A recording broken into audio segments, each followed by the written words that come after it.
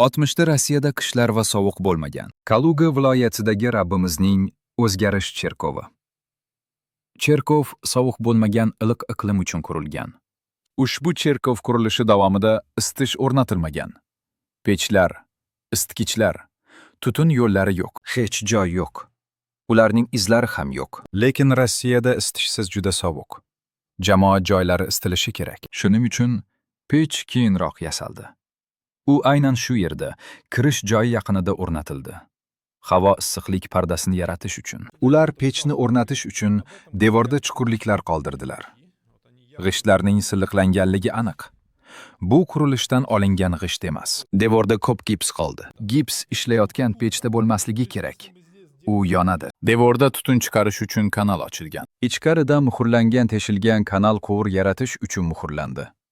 Kamindan yaqinroq qaraylik. Teshik ichidagi g'ishtlarning singan va qirralari qirib tashlanganligi aniq ko'rinadi. Kimdir juda qo'pol tarzda g'ishtlarni devordan chiqarib, pechga yasagan. Cherkov devoridagi g'ishtlar orasidagi ohak oq. Mana, yorqin. Kaminda keyinchalik qurilgan devordagi g'ishtlar boshqa bir turdagi sement bilan bog'langan. U jigarrang rangga ega. Bu kaminning kichik devori keyinchalik qurilgan. Nima uchun rus arxitekturasi cherkovni qurishda isitish uchun pechka qilmadi? U sovuq rus qishlarini unutdimi? Keling, bu cherkovning yana bir elementiga nazar tashlaylik. Mabad binosidagi yon eshiklar. Eshiklar temirdan yasalgan. Metal issiqlikni yaxshi saqlamaydi. Bino metal eshiklar orqali ko'p issiqlik yo'qotadi. Bu yerda biz ikkinchi qo'shimcha eshik o'rnatilishining izlarini ko'ramiz. Mabad qurilgandan so'ng ichki devorlar gipslangan va bo'yalgan.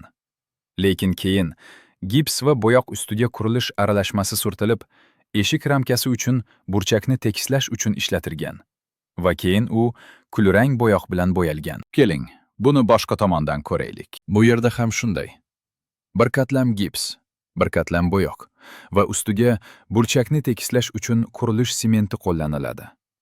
Qo'shimcha eshik ramkasini o'rnatish uchun va keyin ustiga kulrang bo'yoq bilan bo'yashadi. Bino g'ishtining rangiga qarang. Cherkov devorida g'ishtlar orasida oq ohak.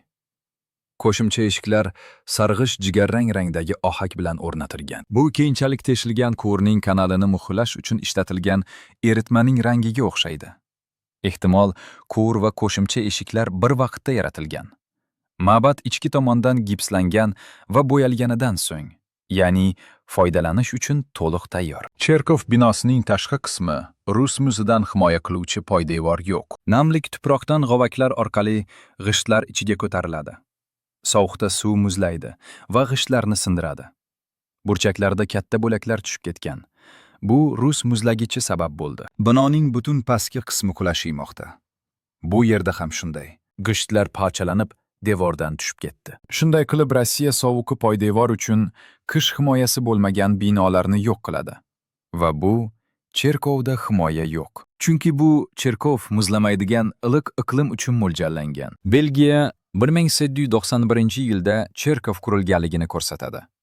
18-asrning oxirida, agar sana to'g'ri bo'lsa, unda 200 yil oldin Rossiyada qishlar va sovuqlar bo'lmagan. Bu rasmiy tarix haqida gapirishni xohlamaydigan bir narsadir. Mening kanalimda siz insoniyatning haqiqiy o'tmishi haqida ko'p narsalarni o'rganasiz. Tarixchilar haqiqatni bizdan yashirdilar.